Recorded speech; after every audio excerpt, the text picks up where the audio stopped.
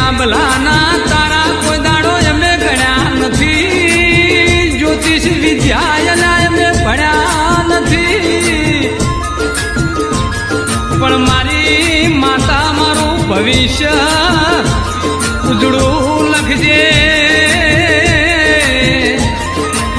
ચમકાય અમે હજી સુધી કોઈના નડ્યા નથી,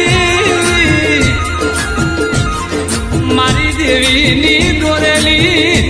રેખાવાળો હાથ જોવા લખ 84